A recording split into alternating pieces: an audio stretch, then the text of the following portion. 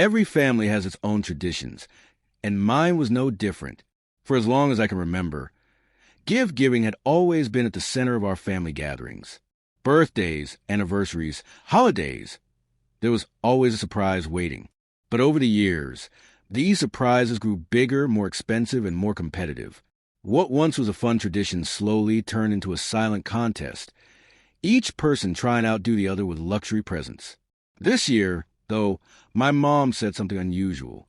She gathered us around and firmly declared, "No luxury surprises this time." Her voice was serious, almost warning. She wanted us to keep things simple. Thoughtful gifts, nothing extravagant. At first, everyone nodded, some reluctantly, some with relief. I remember feeling a sense of hope. Maybe this year, finally, we could have a peaceful celebration without pressure, without anyone feeling small or overshadowed. But as the day of the party drew closer, I couldn't shake off a strange feeling. The way my brother smirked during that meeting, the way my mom kept repeating her rule, almost as if she didn't fully trust us, I knew something was bound to happen. I picked out simple, meaningful gifts, proud of keeping my promise. Yet deep down, a whisper of doubt lingered. Would everyone really stick to plan? Or would someone break the rule and turn the party into another battlefield of wealth and pride? At the time, I didn't know the answer, but I was about to find out, and what happened at that party would shock me more than I ever imagined. After Mom announced the rule, the room grew strangely quiet. For years, gift-giving in our family had been a silent competition, so her words felt like a challenge to everything we were used to. She looked at each of us carefully and repeated, "This year, no luxury surprises. We don't need them. Gifts should come from the heart, not from the price tag." I remember nodding immediately. Honestly, I felt relieved. I had always hated the way our celebrations turned into a contest. Instead of laughter, there was often tension, jealous looks, fake smiles, quiet comparisons whispered in corners. Maybe, I thought, Mom was finally putting an end to it. My sister agreed quickly too, smiling with relief. But my brother, he didn't look so convinced. He leaned back in his chair, crossing his arms. "Fine," he said slowly, with a smirk tugging at the corner of his mouth. "No luxury surprises." The way he said it unsettled me. His voice was calm, almost too calm, as though he had something else in mind. Mom gave him a warning look. But he didn't say another word. We all promised that night. Simple gifts only. Thoughtful, meaningful, but not extravagant. I even felt a little hopeful that maybe, for once, the gathering would be about family instead of money. Still, a nagging thought wouldn't leave me. Would my brother actually keep his word? He had always been the type to enjoy showing off, and his kids had grown used to getting the biggest presents. As we left that evening, Mom repeated once more, "No luxury surprises this time." Her voice was firm, almost pleading. I wanted to believe everyone would respect her wishes. But deep inside, I already suspected this promise might be broken. In the weeks leading up to the party, I found myself surprisingly calm, without the pressure of competing in a secret luxury contest. Shopping felt lighter. I didn't have to browse through overpriced jewelry, brand-name gadgets, or ridiculous surprises that left my wallet empty. Instead, I thought carefully about what each person in my family would truly appreciate. For my sister, I bought a novel from her favorite author, signed by the writer himself. For my dad, I chose a classic watch, not expensive, but elegant, something I knew he would wear proudly. For Mom, I spent hours creating a handmade photo album filled with old family pictures. It wasn't flashy, but I knew it would touch her heart. Each gift was simple, personal, and meaningful. For the first time in years, I felt excited about giving instead of nervous. But then there was my brother. Whenever we spoke, he kept dropping little comments that made me uneasy. "The kids are really excited this year," he said once with a sly smile. Another time he chuckled. "I hope everyone is ready for a real surprise." I reminded him gently about Mom's rule. We agreed. No luxury surprises. He just laughed. "Relax. I know the rule." But the twinkle in his eyes told me otherwise. The closer the party came, the more I felt torn between hope and suspicion. Part of me wanted to believe everyone would keep their promise, that this year would be different. But another part of me, especially whenever I thought about my brother's grin, kept whispering, something's not right. Even Mom seemed nervous. She mentioned the rule again the night before the gathering, her tone serious.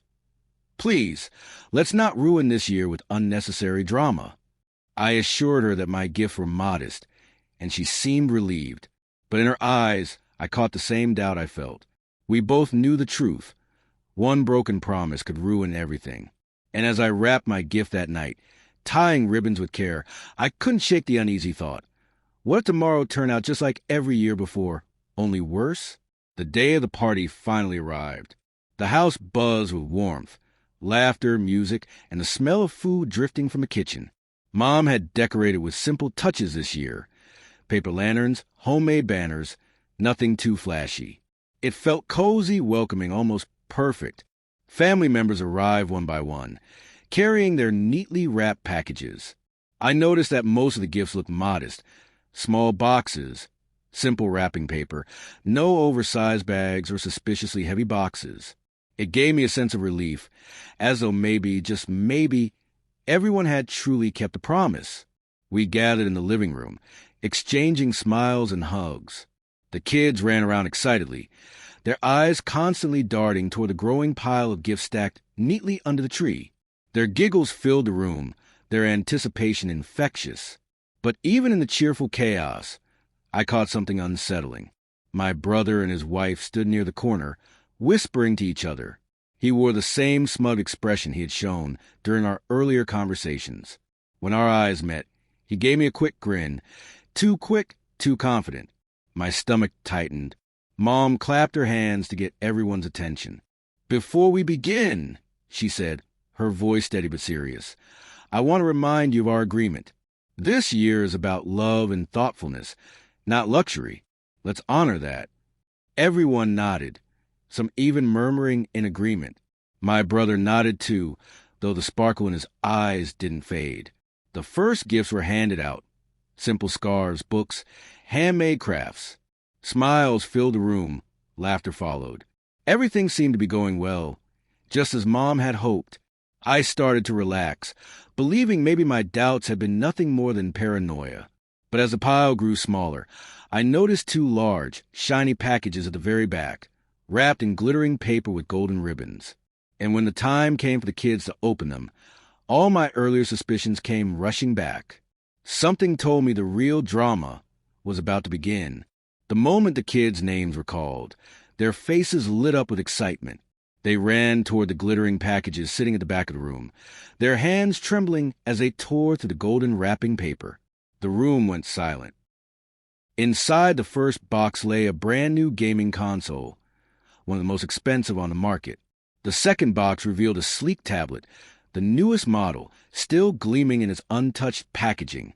The children screamed with joy, jumping up and down, hugging their dad, my brother. Their laughter echoed through the living room like bells. But instead of joy spreading across the room, a thick, uneasy tension settled in the air. All eyes turned to my brother. He stood there with a smug smile, his arms crossed, as though he had just claimed some kind of silent victory. Well, he said casually, I couldn't resist. They've been asking for these for months. Mom's face turned pale. Her jaw tightened, and I saw her hand clench into a fist at her side. We agreed, she said, her voice low, almost trembling. No luxury surprises. That was the rule. He shrugged. They're my kids, Mom. I wanted to make them happy. Isn't that the point of all this? The children, oblivious of the tension, continued playing with their gifts, showing them off proudly. But around the room, the adults exchanged awkward glances. My sister shifted uncomfortably in her chair. Dad sighed heavily, shaking his head. I sat frozen, my carefully chosen modest gifts suddenly feeling small, almost invisible compared to the glowing gadgets in the kids' hands. And yet, I knew I had done the right thing. I had kept the promise. Mom's eyes filled with disappointment, not just in my brother, but in the broken trust. She looked at me, then at my sister, and finally back at him. You turned this into exactly what I was trying to stop, she said softly, her voice cracking. But my brother didn't flinch. Come on, Mom. Don't make this dramatic. Everyone's happy. Look at them, he said, nodding at his children, who were too absorbed in their new toys to notice the storm brewing around them.